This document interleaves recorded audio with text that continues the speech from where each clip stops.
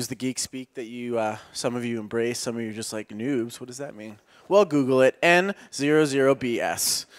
For us to go and just discuss effective practices, past techniques, success stories, stuff we've seen on the interwebs that maybe is a little risque and we want to talk about it.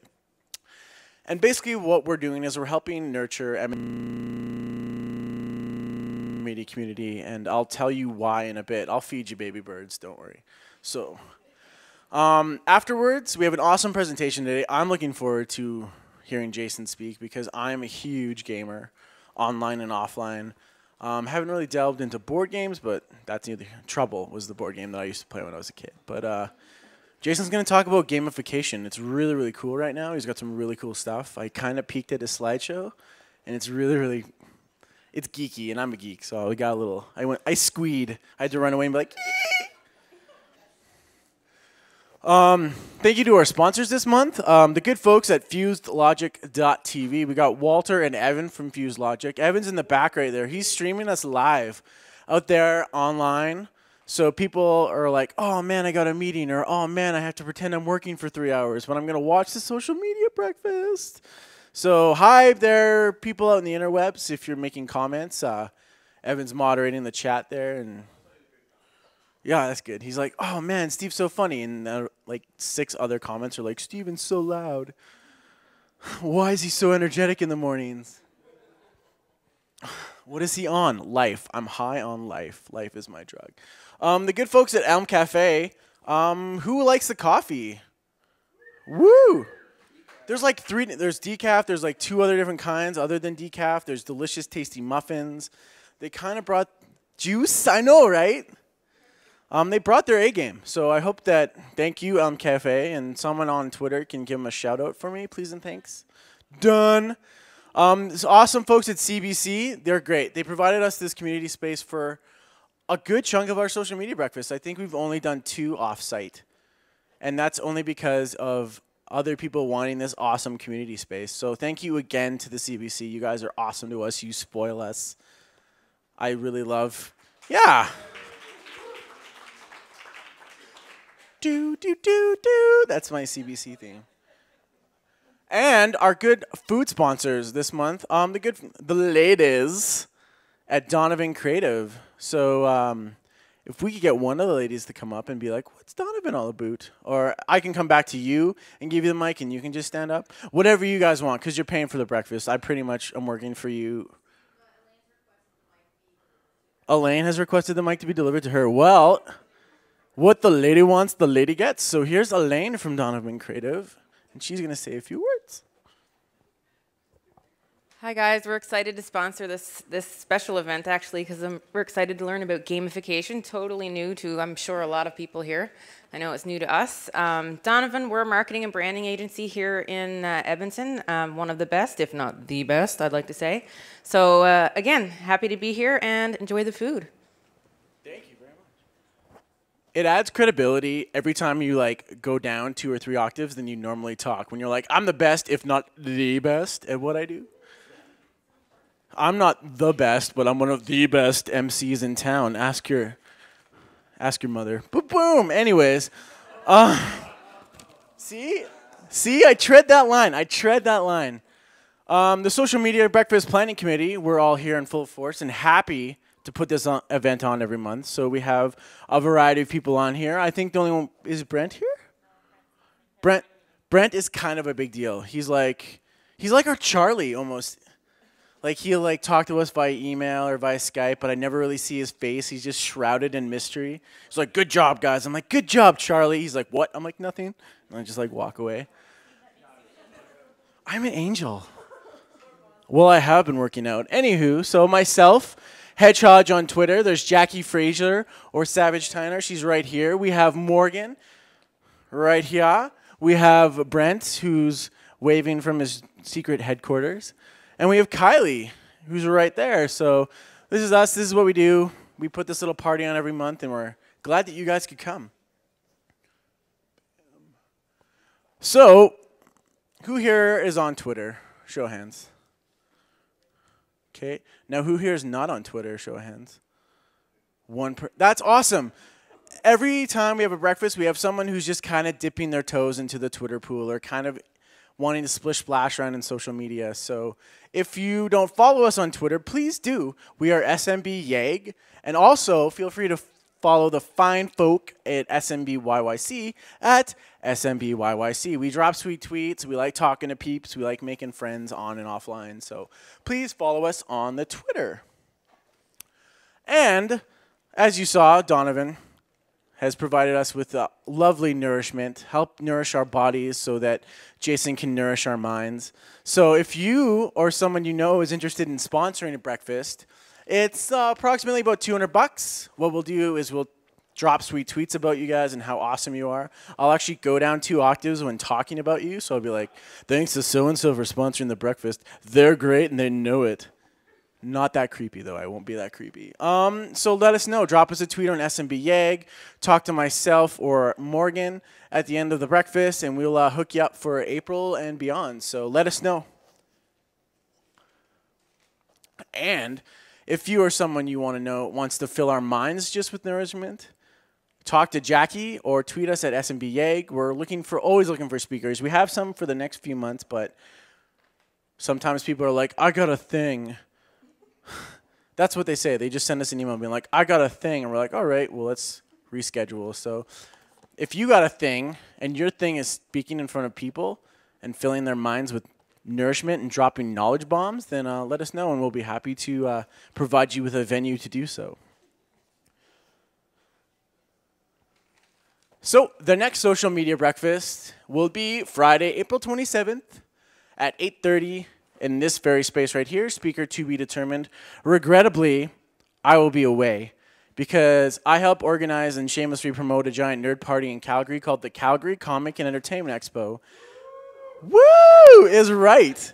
So I will be there just running my geeky head off, being like, here's your latte, Mr. Patrick Stewart, and the rest of the cast of The Next Generation, or hey, Robert Englund, who played Freddy Krueger in the Nightmare on Elm Street series.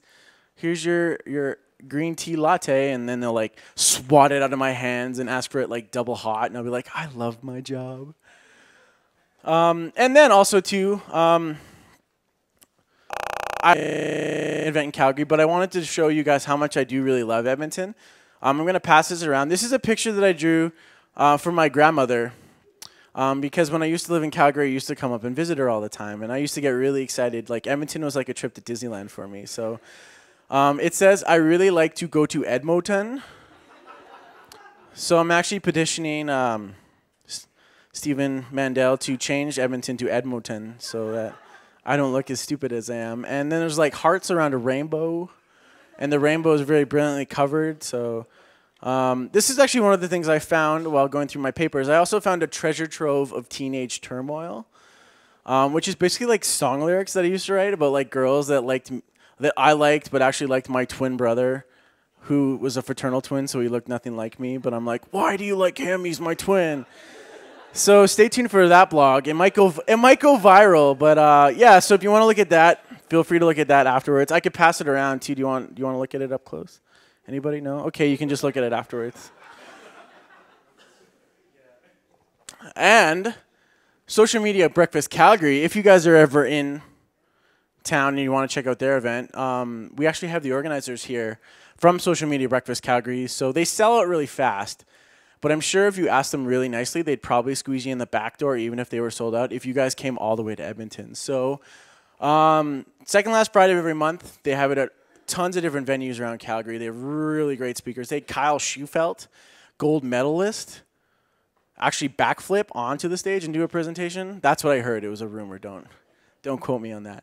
But let's give a welcome out to the Social Media Breakfast SMBYYC committee, and they're here in full force as well too. So give them a hand. We have Donna McTaggart, or Donna McT. She's in the back there. We have Matt Chitt over there. They're all kind of in full. They're actually mingling too. So we got Kevin Hayes, who's right by Chet, who also waved, friendly like. We have Catherine, who was right there, sitting by Mr. AJ Prock. And then we have Mike Spear, who's like, oh yeah, there he is right there. I was gonna be like, he's like the Charlie as well. He barely comes, but. They got some really cool events. I went once and it was at Melrose Cafe and Bar, and they actually had like hot breakfast, like little sandwich thingies. I'm like, I want to be that when we grow up. Actually serve warm breakfast. So keep supporting us, and one day our breakfast might be warmed. And if you want your breakfast warmed, I will actually like cup it in my hands and warm it up myself. Because I'm red hot. No, Walter's like, no, thank you. I'll pass. Were they warm? Awesome, sweet. We're making it in this crazy world. And they wanted me to actually raise awareness of this awesome event that is at Mount Royal University, my old alma mater, go Cougars. Bridging the Gap, brought to you by the good folks at MRU Shift. They have some really great speakers, and this is why I wanted to kind of point this out. Peter Shankman, kind of a big deal. Chris Brogan is the closing keynote, also kind of a big deal. And other speakers like Alex Samuel, Julian Smith. There's panel discussions. There's lunch. That's what sold me. I'm like, is there food? They're like, yes. I'm like, awesome. So yeah, for more information, go to mtroyal.ca/MRU Shift. It's Thursday. I was going to say Tuesday. Those T days always confusing me. Thursday, May 10th at 8:45 till 3 p.m. So yeah, I'm going to check it out. I might come down. Maybe we'll do a road trip. We could road trip and just prank them all like, Edmonton rules. And they're like, don't you love Edmonton? And I'll be like, damn it. And then there's going to be like, I love Calgary. And they'll be like, I'm like, I drew a picture. They're like. So without further ado, I'm going to introduce our awesome speaker for today. So Jason Suriano, is it Suriano? Suriano, take two. Jason Suriano is the co-founder and president of Rocketfuel Games. Rocketfuel Games, we're going to learn all about them, but they did this awesome game called Seek Your Own Proof that actually Discovery picked up, and it's a really sweet game. They're local folks. They do really awesome things. Some of the awards that they won is the CNMA Most Promising New Company, the Tech Venture Grand Prize winner, and the Children's Technology Review Award recipient. So not only are they making stuff that's fun and awesome, but you're also learning how to do it. So I remember learning games back in the day, like The Learning Company, which is like Reader Rabbit. Did anybody play Reader Rabbit when they were kids? Awesome, us 3 guys. And you're like, 4 guys, there was a little we're proud of it, and this guy's like, yeah, I used to play. I used to write Company, and Reader Rabbit would pick out the carrot, like mine carrots. It's a good game. You guys should definitely check it out. He has more than 10 years experience in online, mobile, and real-world games, interactive marketing, and corporate websites. So the proof's in the pudding. And he's the former Alberta ICT executive director and volunteered as the co-chair in communications for ACE, or the Advertising Club of Edmonton. So get your quarters ready. Save your one-ups. Get ready to pwn some noobs. Ladies and gentlemen, I'm pleased to present our speaker, Mr. Jason Suriano.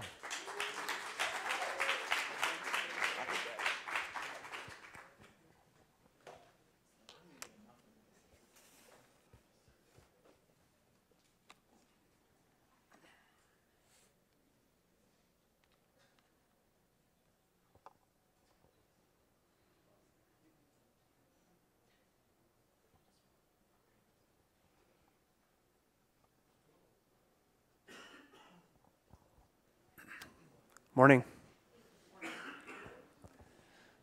Well, first off, just thanks for having me out this morning. This is a little odd. I don't usually talk with a mic that often. I'm half Italian, so I yell most of the time.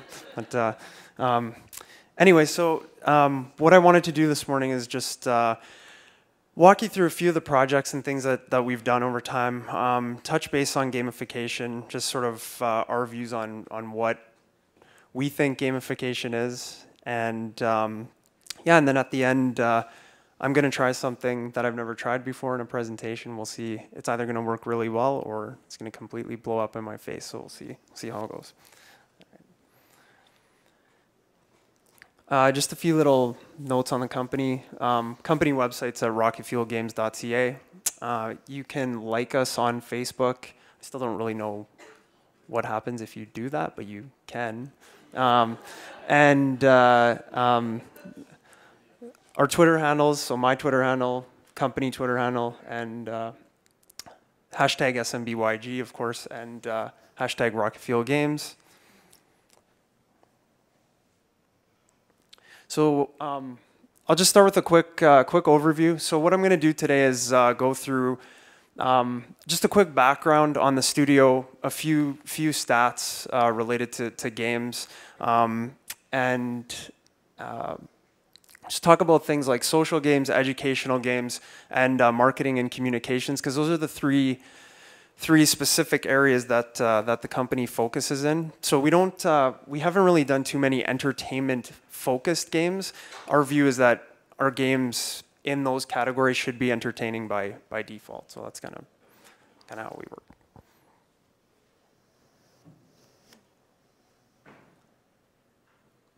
So just a quick background on the studio. So as was mentioned before, we've won a few awards. Primarily, we focus on online, mobile, and real-world games. And I'll talk a bit about that with the Discovery project and sort of the convergence of those three pieces. That's really what caught Discovery's attention. So some of our partners include Discovery, ATCO, AMA, Science Alberta Foundation, DDB, City of Edmonton. Yeah, again, we've been around for a long time. Again, we produce educational games and sims for people of all ages. We've done a lot of unique marketing campaigns. I'll talk about those as well. Really, the whole thing with what we do is it has to be fun. So rule number one in the studio is any project we do has to be fun. So if we have a client who's causing us problems, I automatically pull out rule number one. Are we having fun anymore? If we're not, bye. It's that simple, right? Because like it has to be fun. That's how the studio works. Okay, so just a few background stats and just some things on games. Worldwide gamers is increasing rapidly now, and this is primarily because of the mobile piece. It's a cool thing for us because we do work in mobile, have been doing that for a couple of years, and things are getting a lot easier for us on the development side now, which is great. But as you can see, the number of gamers a decade ago has grown exponentially.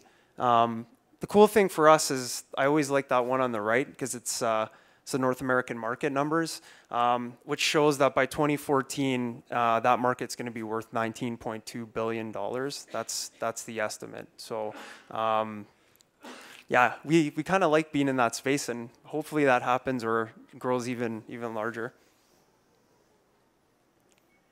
All right, gamification. How much time do we have? Okay. All right, so gamification. Okay, gamification's kind of a tough one, right? Because it's really, in the studio, I try not to use this word ever. Mostly because it's very difficult to define, and I'll show you why that is. But this is actually what we end up using for every single project that we do. We focus on things like, and this is Jane McGonigal's statement, every game has to have the following four things: a goal, rules, feedback system, and voluntary participation. That's really the key of what we're doing when we create a game. So really gamification for us is just that. It's a game. So this is the thing about gamification. It's like playing a game of lost bingo in a way.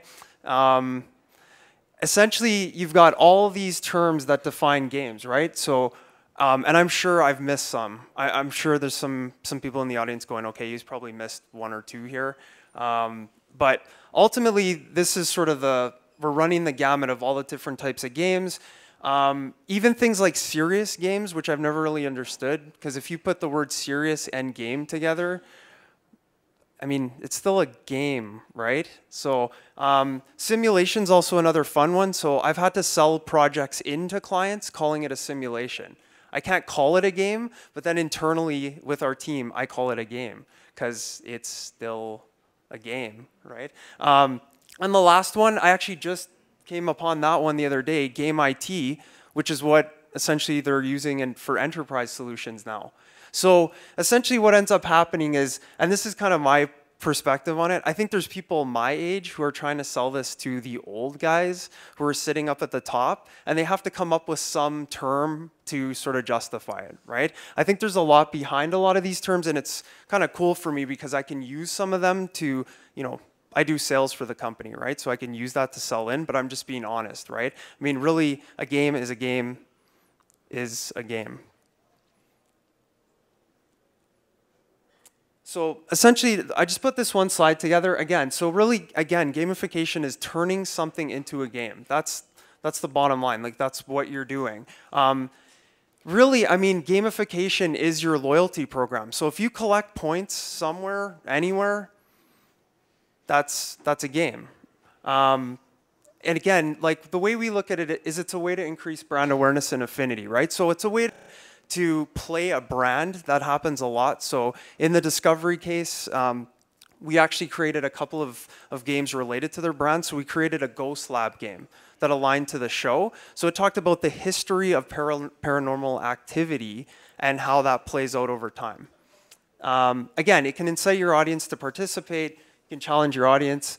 And at times it can influence consumer behavior, but I don't know if that's really the goal, again, right? I mean, I think you're trying to just get brand awareness is really what you're trying to do here.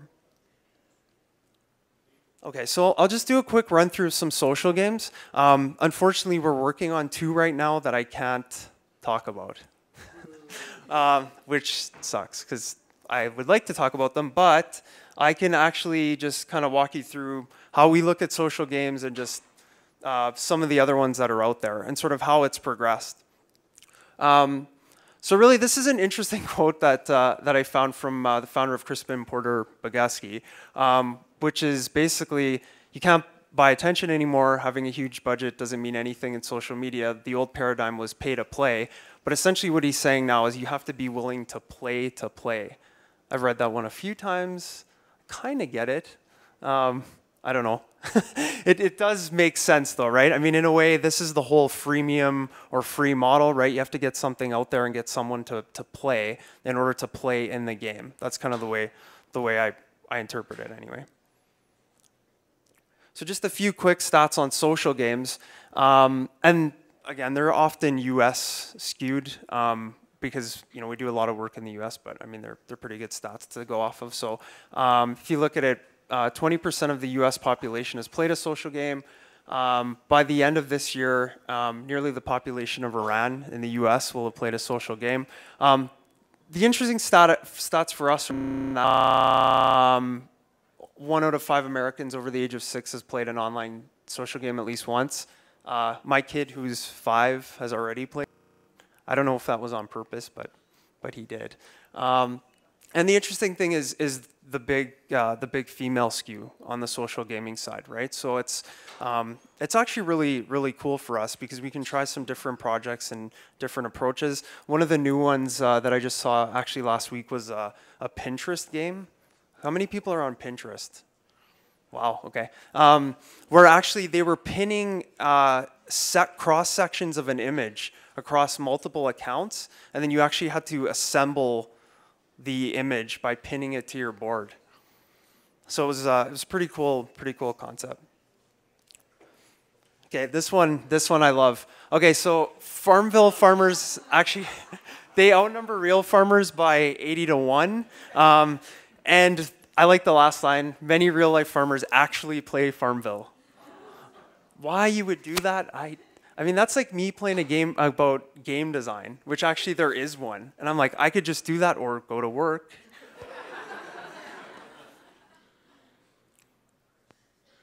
Okay, so I put this one up here because I was trying to think back to when I would have played my first social game.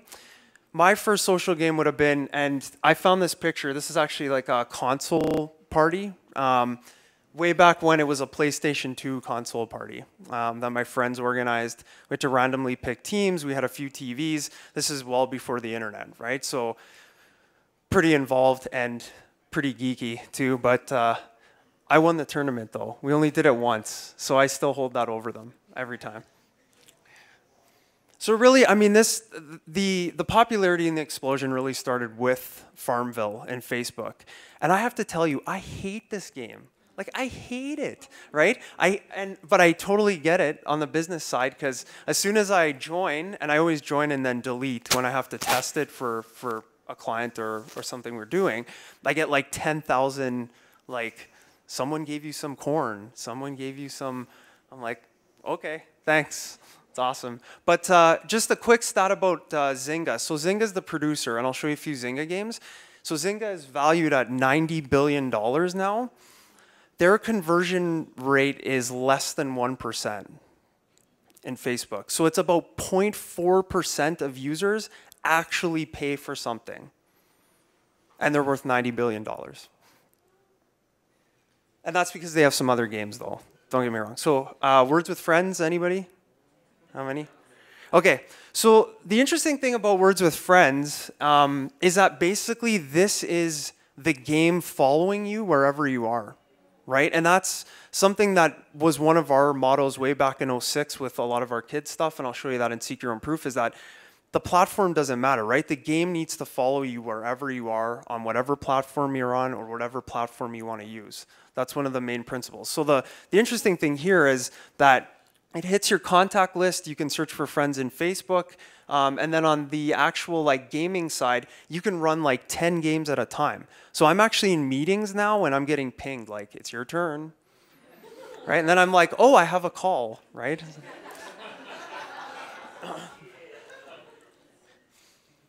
Draw something, anybody? Okay, this is like sick. I mean, look at that Frodo in the middle there, right?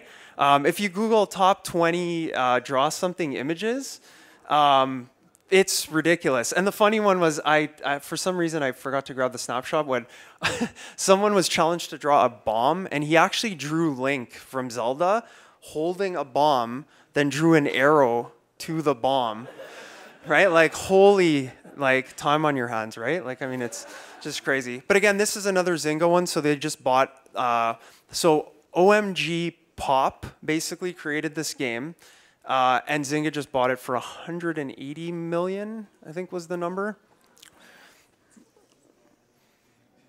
Okay, so games to educate. So this is really kind of where we started. And this is, I think this is the sort of the mantra that we follow on all these games, and this is really where it started, right? So the key here for us is that imagination is the source of every form of human achievement, right? So the problem with education games from our view is that they suck. Like, they're just terrible, right? And I don't understand why. So our philosophy has always been, we're gonna make like high quality entertainment-based games and then trick the kids into learning something. That's the goal. And it kind of goes back to that old Carmen Sandiego thing. So this is a game that we did for Careers the Next Generation recently. It just won 2 ACE Awards of Distinction, which is pretty cool, for the client. They're a not-for-profit client, but the cool thing with this is it actually has, it's online, but it also has real-world implications. So how this works is, a kid actually selects a tile of a career that they might be interested in, trades and technology. From that career, what happens is, and the button's not active there, but it's actually tied to their Salesforce in the back end. So what happens is, if a kid says, I'm interested in this career, it tells Careers the Next Generation that this kid actually wants an internship automatically. So they get notified immediately. The second thing, and the thing that we're like super proud of, is this is actually making the client money. So what we did is we made a rate sheet for every single one of those tiles, and all of those are customizable. So basically what they're doing right now is they're going, hey, Syncrude or Suncor or whatever, we're gonna layer in your logo and charge you an annual fee, and then you can see there's a game and a video. That video could be their video. So there's a whole actual like revenue generation piece, and they're not for profit. So that was part of the goal, was how do we actually allow them to make some money? Okay, this one is awesome. I'm just gonna say that right now. So we're building this, anyone Plants vs. Zombies? That's it? Okay, everyone go download Plants vs. Zombies. That's another, that's a PopCap one. But anyway, this is the whole science learning thing. So Science Alberta Foundation came to us and said the following. We need to teach kids about solar energy. That's it. We went, okay, solar energy, how do they collect it? So there's a screen before this where they actually have to place all their solar panels on the grid. Depending how well they do, it stores the solar energy. Then they have to defend their school from the oncoming vampires. If that vampire gets in the school, he disco dances. So he's basically a dance crasher. That's the concept. So again, there's huge, like if I showed you the actual like science that's in behind this, I read a paragraph of it and said, thank God I don't have to do the content on this project. Go ahead. I passed it off to our team, which, you know, they're good at it. But again, there's 12 learning objectives that are met. Client asked for 4. We added another, like all the additional, right? There's more than 12. I think there's 13 or 14. But yeah. Okay, this one we got on Kickstarter, so it's on Kickstarter right now. If anybody wants to help support it, it's thanks, man. It's a local initiative with Guru Digital Arts College, and what it is it's a first-person math mutant shooter. So the idea is that basically our main character has paranoid schizophrenia, and he sees numbers and formulas everywhere. So what we decided to do on this one is we have a local charter school that has some troubled kids. They have a hard time, really it's the teacher issue. They have a hard time teaching them math. So the idea was, why don't we just give them something they're already doing? So give them a first-person shooter style game. What happens is the game engine will slow down as you approach the mutant. And so he would be frozen right now and a timer starts, and you can see in the right-hand corner, it's kind of hard to see, there's a formula there. You actually have to pick off the numbers in the appropriate order and then basically shoot him. Once you shoot him, you let go, and it does that in quick real time. You get it right, he dies. If you get it wrong, he hits you. So the cool thing about this too is this is us doing the creative concept and the students building it at Guru. So they're actually doing the artwork, the build, we're just directing it and we're leading it. So we're helping them build it in partnership. So the bottom line with this one is it's on Kickstarter, but we're gonna get it built anyway. Like I'm just gonna find the money somewhere. I don't know where yet, but we'll figure it out. Okay, marketing and communications. Okay, this one's awesome. I've used this quote a couple times. And this is what we do often, right? So instead of trying to recreate something new every single time, which is really difficult, we basically try to put 2 things together because really, like what is a Snuggie but the mutation of a blanket and a robe, right? I mean, that's really what that thing is. So in this case, it was a 2D environment, and this was back in 2006. And the thing I'm most proud of with this project for AMA is that they're still using this project. The kids call it retro now, which is awesome. We actually had an illustrator from Nintendo build this one out back in the day, but we created an actual character that transforms into an ATV, and AMA won quite a few awards for this one on the school safety patrol side. So this is really how we took, and the cool thing is in the 2D environment, the buildings actually look like the AMA's buildings. And the cool thing is when the characters actually talk to other characters or interact, they get things like perseverance points, trustworthiness points, respect points. It's all the values that the AMA adheres to. So it completely aligns with everything the AMA stands for, and it's, again, subtly just passing that info off to the kids. So this is kind of the big one, and I only have 1 slide on it. This is a pretty big slide deck, so I'll just kind of give you the quick rundown. So this is the one that we ended up getting investment in the company for. It was pretty big deal. And this is a concept we came up with in 2005. So we had the idea in 2005, but we really didn't know how to do it. So it took a long time. But the idea was based on the whole Carmen Sandiego thing from back in the day. Let's let kids be a secret agent and learn about science and history by traveling back in time to meet historians. That was the whole concept. And then they have to basically defeat a villain along the way. The cool thing about this project, though, is that it happens online. So there's an online component. There's a mobile component. But that mobile component is happening in the real world. So that mobile piece actually happened at 6 museum partners. And what the kids would do is they'd walk around the museum with the app, look for clues that they had to try to solve, type in the answer. Once they filled in the complete sequence in the answer, it would push the answer back online where they could then buy stuff for their avatar and their rewards. So it was crossing over all of those territories, which was pretty cool. And pretty in-depth. Again, it took us a long time to build this one out. But yeah, really, really fun. So this one's actually really interesting. So this is to teach teachers, parents, and caregivers about fetal alcohol syndrome without bashing them over the head with the clinical. So essentially what we decided to do here was give the actual kids or characters some personality. So each one of these characters actually tells the audience member, like the person interacting with it, what their FASD symptoms are in their language. Then the clinical stuff is all in the wiki in the background. So that was the first stage. The second stage is, you can see those 3 dots that are actually located on the character there. We're creating a choose your own adventure scenario with this game. So what would happen is you'd actually have a child at age, I think it's like 0 to 2 to start, with 3 symptoms. You can only solve 2. And then the character progresses up in age because the FASD network knows the trajectory, right? And how to help a kid at each stage to lessen the effects of fetal alcohol syndrome. But in this case, we turned it into a game.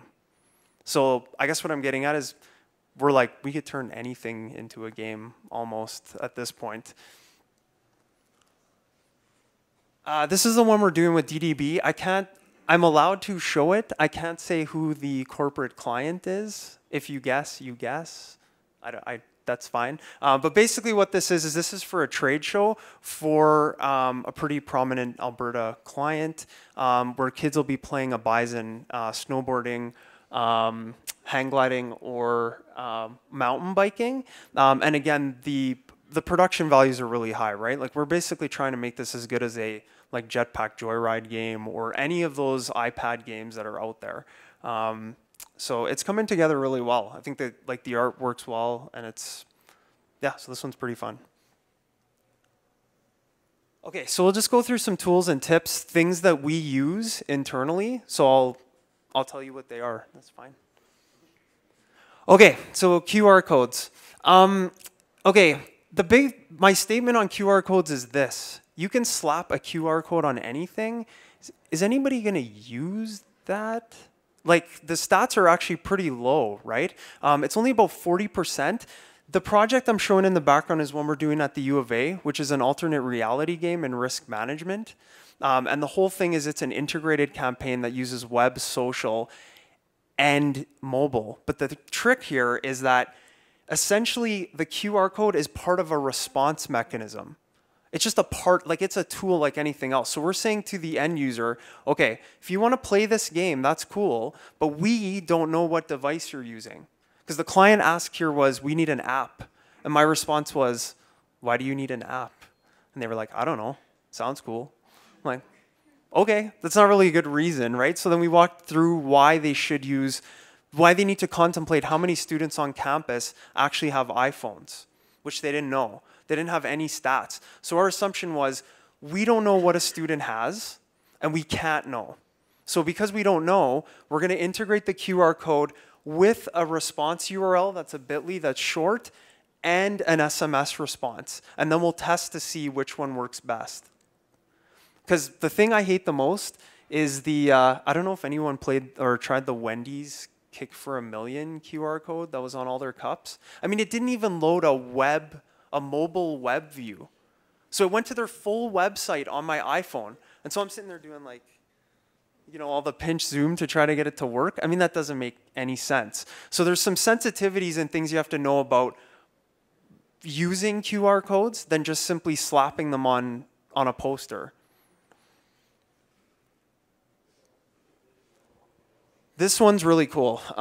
So we're actually one of those ones that I can't talk about, but we're actually taking a client's user manual, training manual online and turning it into an iBook. And they're actually going to give new hires an iPad, which I'm like, wow, I should go work for them. That's pretty awesome. Not that I already have one, but yeah, but basically the whole iBooks thing, if you have a Mac, you can download iBooks Author for free, and you can actually build your own book. And it's an interactive, you can make your own interactive textbook. I'm messing around making a kid's book, and you can layer anything in. So you can layer in pictures, video, there's an HTML code if you know how to do some of that. It's pretty awesome. So you can basically turn a book into a game if you want, and it's free.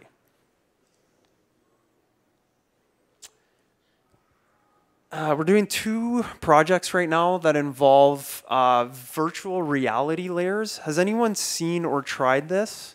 Anyone? A few people? Okay, got a few. Okay, basically what this is this one is awesome on the marketing side because it's super, well, on our side, super easy to develop. We use a tool called Aurasma, which is pretty popular. And what Aurasma does is it creates a layer on top of a physical object. So in the case on the right, that's actually, that's my Starbucks cup.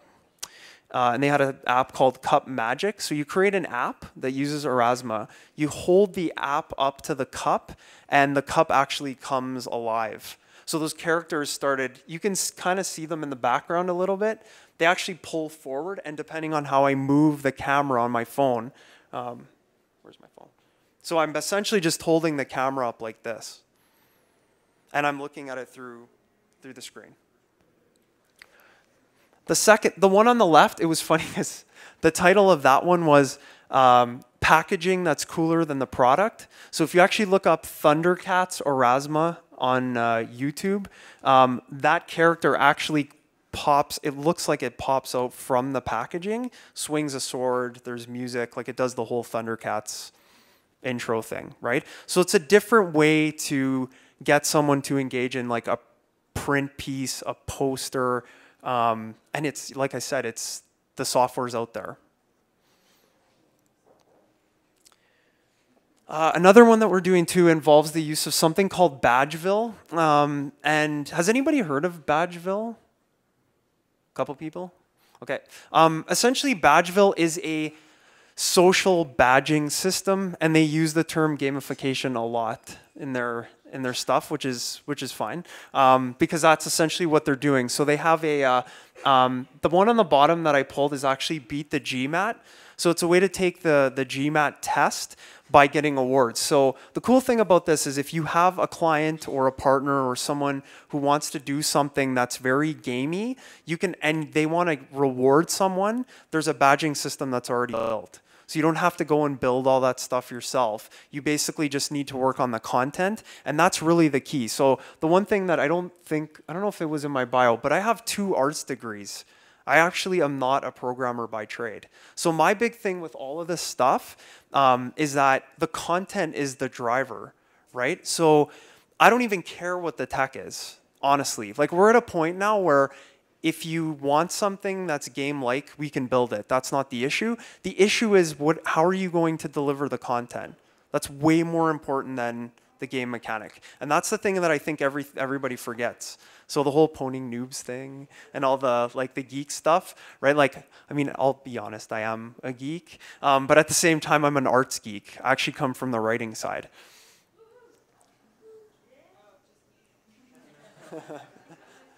It was funny because I was in a cab one time and the guy says, oh, you're going to university. What are you taking? And I said, I'm taking a literature degree. And he's like, and he goes, oh, I have a literature degree. And I went, uh-oh. Okay, so this is where we're going to try something, okay? I've never done this before. I don't know if this is going to work or not, but let's try and make a game. If the content is the thing, right? So let's just try and see if we can make one of these things together, right? Because essentially this is how it works in our office, right? Someone says, it's a solar game, and then in the end, it's a vampire thing, right? Okay. Here's the steps. Okay, so what is our game idea? Anyone? Someone?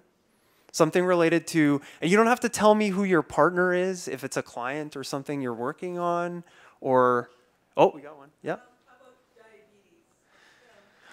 Wow, we should start on something a little harder than that. Okay. Anyway, sorry. Okay, wait. Okay, diabetes. Okay, go on. You were saying. This is totally gonna blow up in my face, by the way. Anyway, okay, go ahead. Using the 4 food groups Okay. to eat healthier, so to not to either maintain your sugar level or to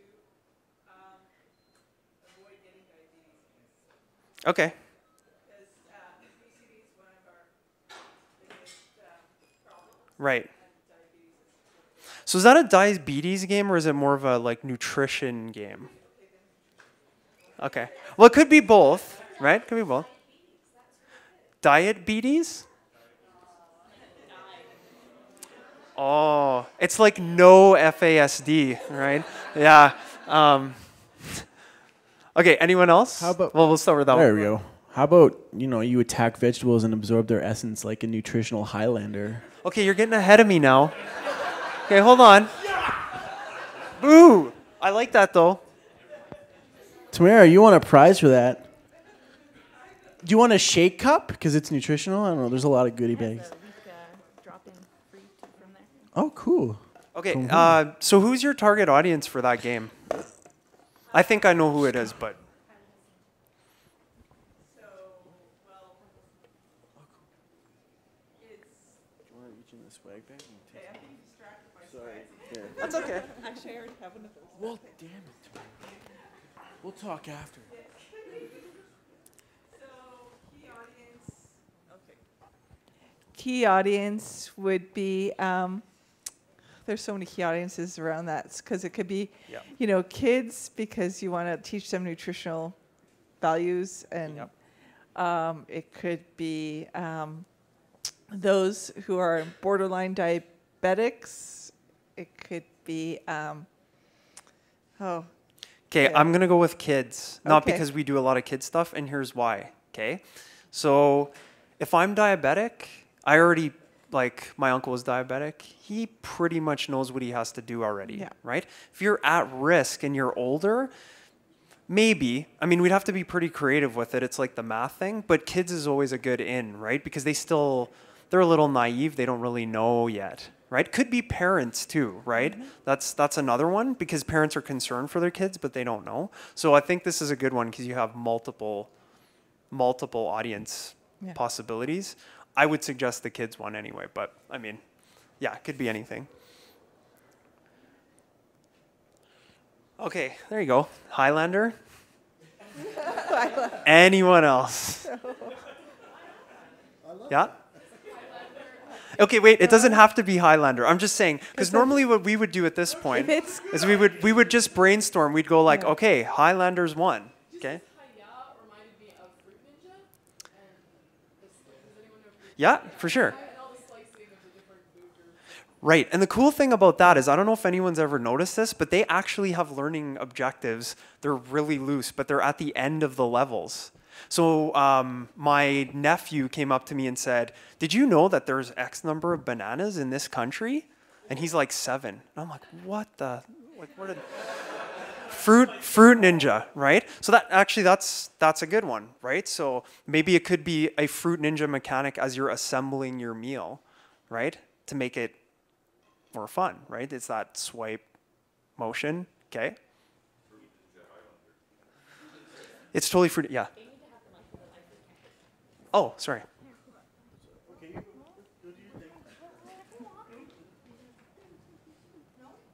I'll just stand. He said Fruit Ninja Highlander.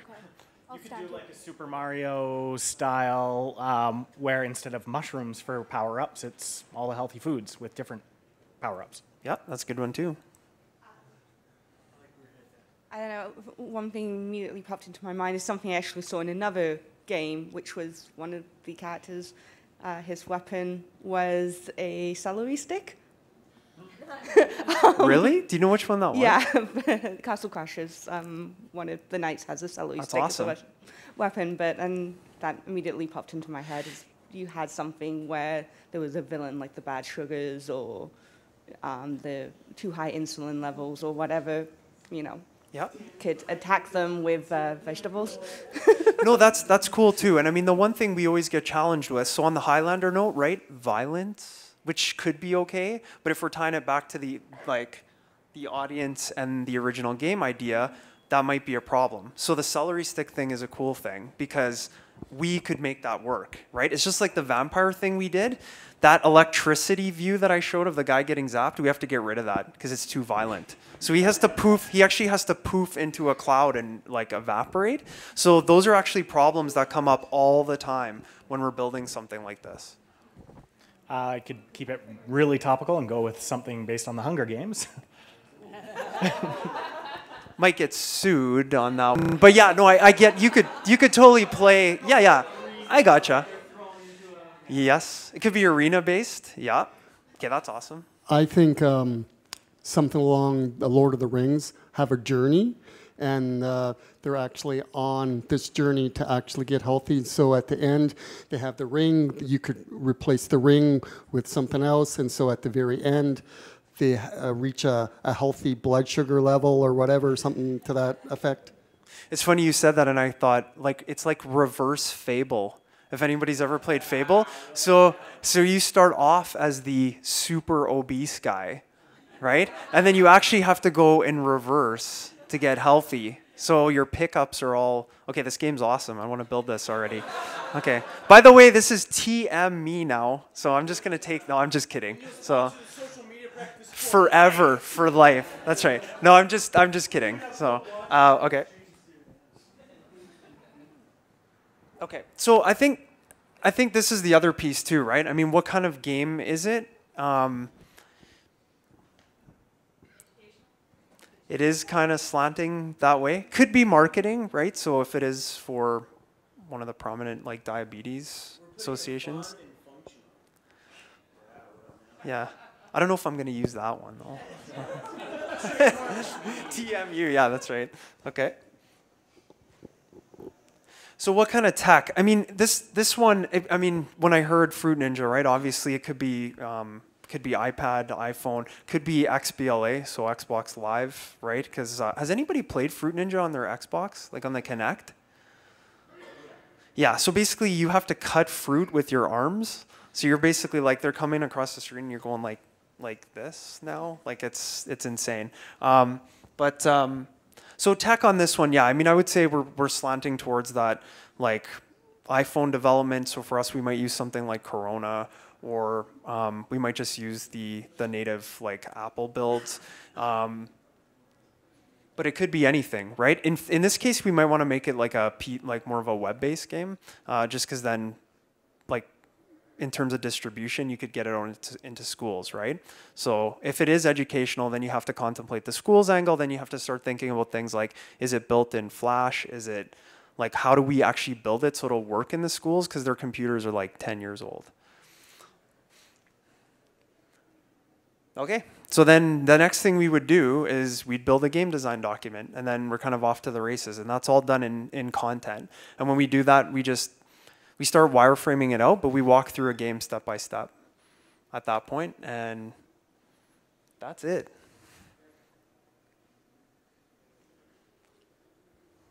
All right, that's my presentation.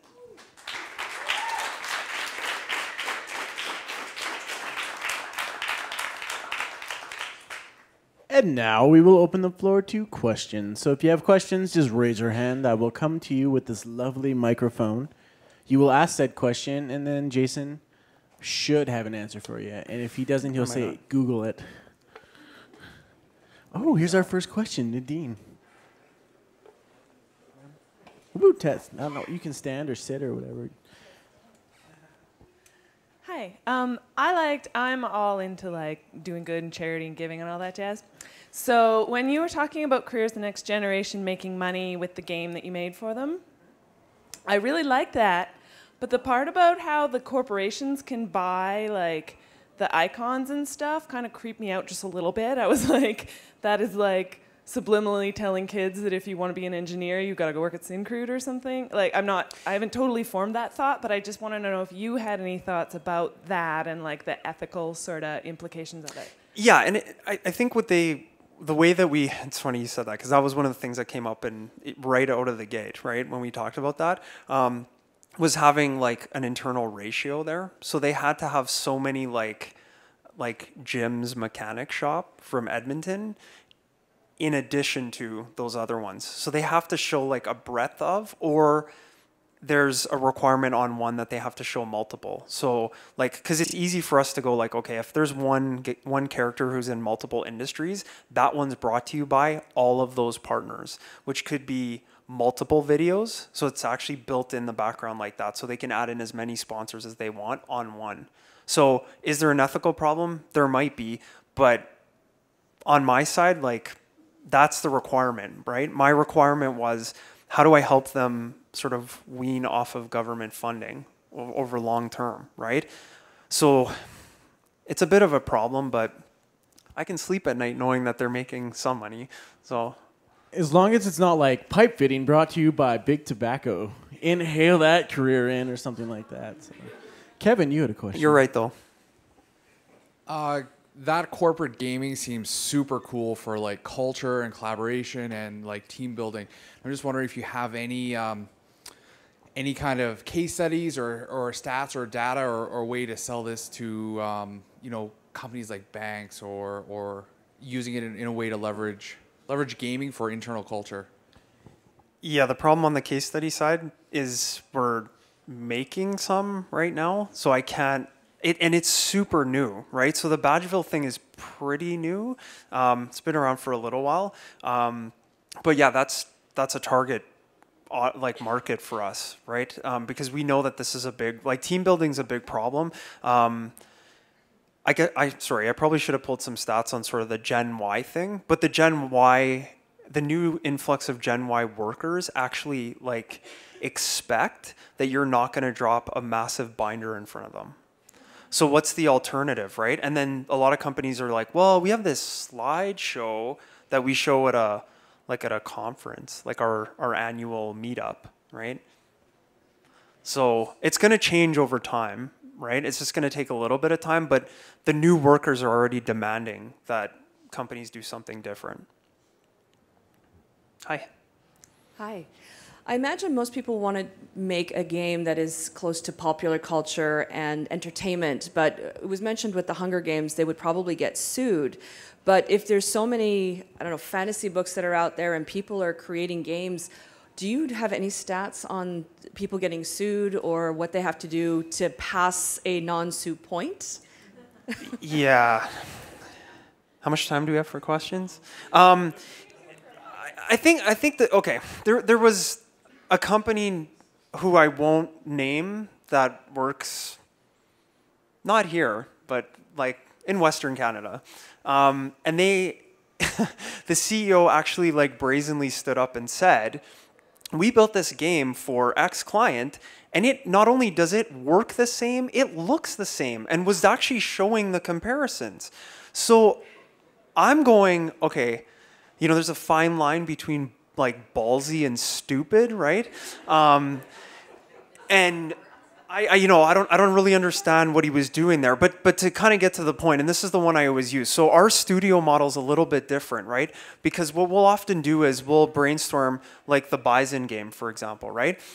I now own that development platform. So we use something called Corona, and we have a license to that. And so like that in the background, like when we first found that game, it was a cheetah chasing an alien. Okay, because it's just a demo. So this cheetah's chasing an alien across the screen, and it has a few mechanics. So I own that engine now, right? So if I have another client that comes to the table and wants the same mechanic as what we used with the DDB game, I can use that mechanic again, right? Because I own that. Can I use the same graphics? I could. It's really crazy. Like I probably could, but like Yeah, why would I do that, right? Like our studio model is we actually don't have any illustrators in-house. They're all in Vancouver. Like we have a studio in Vancouver that we use so that every single project looks different and every single IP that we create or thing that we create for a client is brand new. Because side-scrolling games, there's like thousands of those, right?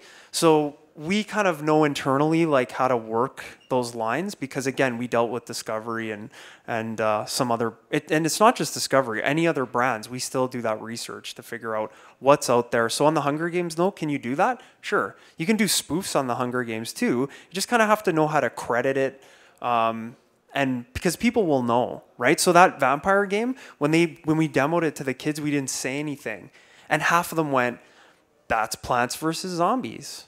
Because they understood the mechanic, but it isn't, right? Because the graphics aren't the same, the sequence isn't the same, and it's in an educational space, and I'm not trying to make money. So PopCap's not going to come after me for that one. So it's a lot of work on the operational side because you have to, like, companies who don't know this stuff will just slap a game together, right? And then you can get into trouble if they're not doing the research. Sorry, that was a really long answer. But a damn good one, Jason. Any other questions for Jason? Behind me. A follow-up. Look at you go. Well, you mentioned Carmen Sandiego several times. Could you like speak to that example? How is it that you say that your Discovery game is very much based on or very inspired by Carmen Sandiego, but you're obviously like getting around that? Because it isn't, right? I mean, it's not even, there's nothing in it that would have the learning company go, you know, that's a problem. To the point of, there was a guy who makes the Diner Dash series, and a whole bunch of other companies started making Dash games. He sued them. He lost. Because he can't trademark the word Dash. So like, we used to say, sorry, on the marketing side, it is, the inspiration came from Carmen Sandiego, right? But the game itself, the content, the characters, the name, everything is different. There's nothing that's the same. Like our Carmen is Frostbite, but she's not the same. It's just it's different, right? So we're giving them credit because we wanted to get it out there. Okay, thanks. Okay. Plus, nobody knows where in the world Carmen Sandiego is, so it's not like she can see. That would have been a way better answer. Duh. I was offended. Sorry, there was a question. I know, right? I'm here every month. Be sure to except April. Be sure to tip your waitresses. Next question. Yeah, I'll actually do. I kind of wanted to do two. I'll do a follow-up to that because I work in the game space too, and I think that for me, the thing that I've found is that the idea behind the game and the structure behind the game is never nearly as important as the execution.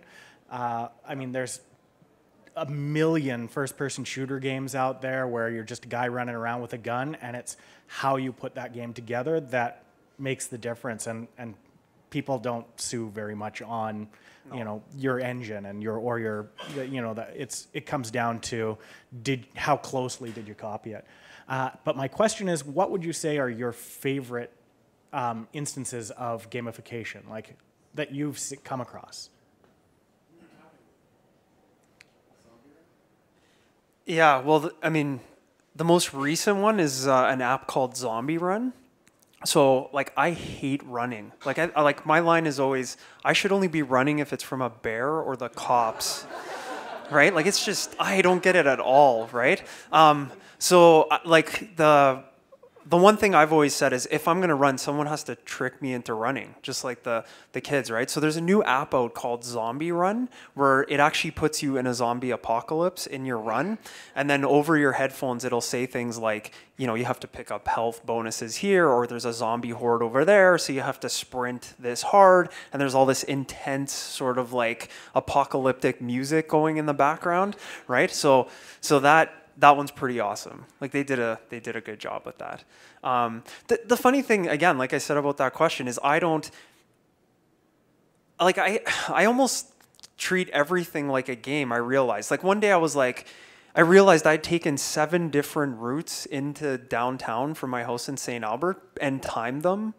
I mean, I gamified that route, right? I mean, like, and now I'm like, yes, I found the winner, right? This one's way slower or faster. I hate this slower one, right? So, you know, I mean, you can do that. I mean, you're pretty much doing that without even realizing it most of the time, right? Anytime you make something a challenge or anything that's like a game, you're kind of turning it into a game. Was that deep, really?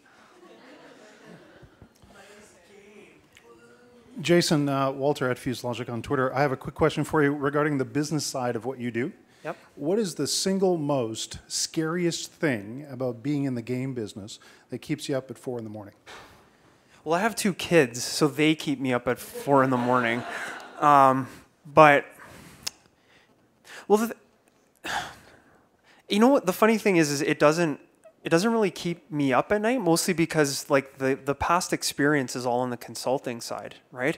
So because I have that foundation in consulting, it doesn't worry me as much. I mean, I think sure, maybe things like the question about are you going to get sued at some point, that doesn't really keep me up. It could be the fact that sometimes I have to work way too hard to sell what I do at times. When I look at it like, really? How many times can you make that same poster? And who's looking at that poster anymore, right? Because no one looks at that stuff. Like, I mean, they might, but it's got to be pretty, like we're on that edge now where it has to be pretty provocative, right? So I'm like, I go, well, do I have to sell it super hard? It's getting easier. I think that was always the worry a couple of years ago, is that we had to work pretty hard to sell like game mechanics, or like I said on that one slide, it's like it's lost bingo. I never know which client. So Atco is a good example. They're one of our clients. We have 2 projects with them. One's called a game, one's called a simulation. Because contractually, the simulation couldn't be a game. But it is a game, because that's what I'm making, right? So, but over time, I'm hoping that'll change. So does that keep me up at night? Well, not really anymore, but it did for a while. Again, these answers are way too long. That's got to be that's the double shot talking now. So.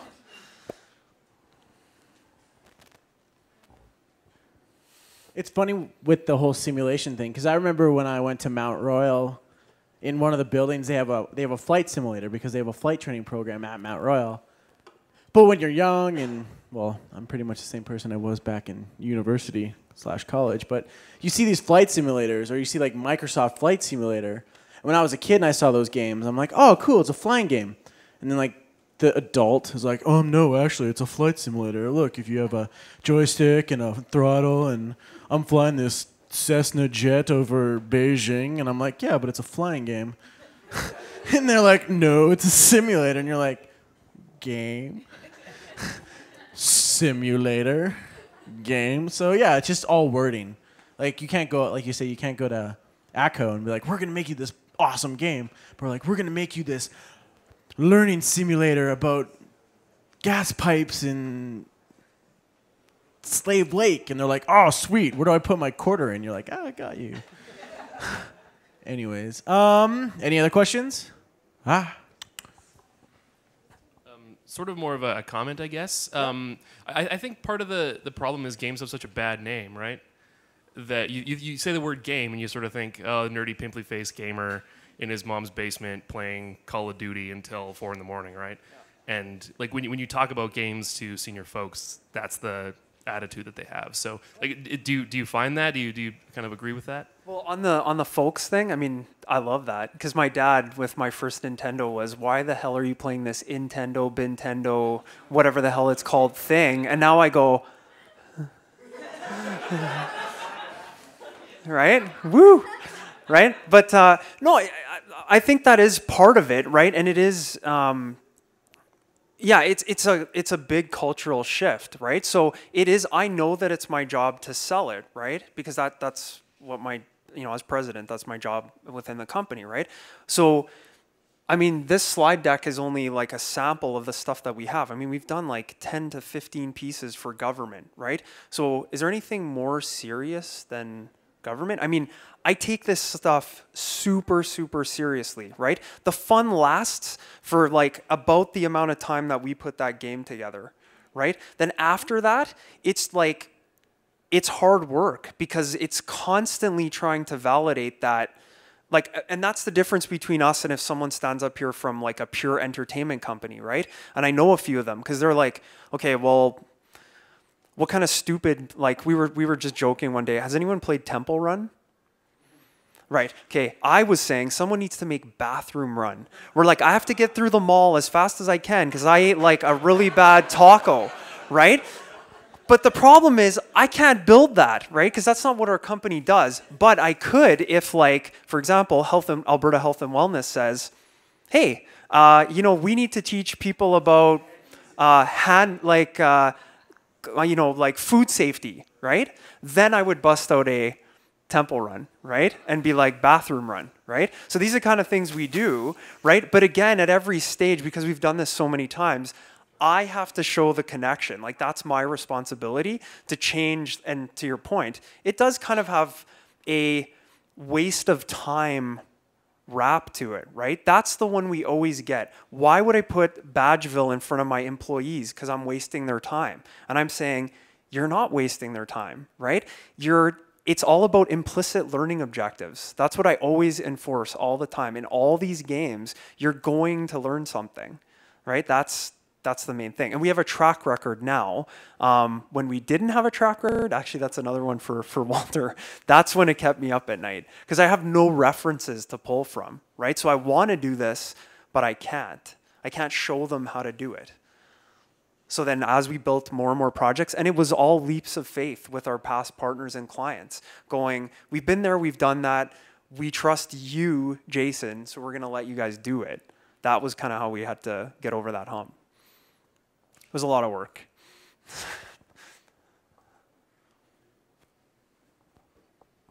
Oh, there we go. Any other questions? Questions going once? Questions going twice? Sold. Thank you, Jason. Everybody give him a hand for Jason. Thank you.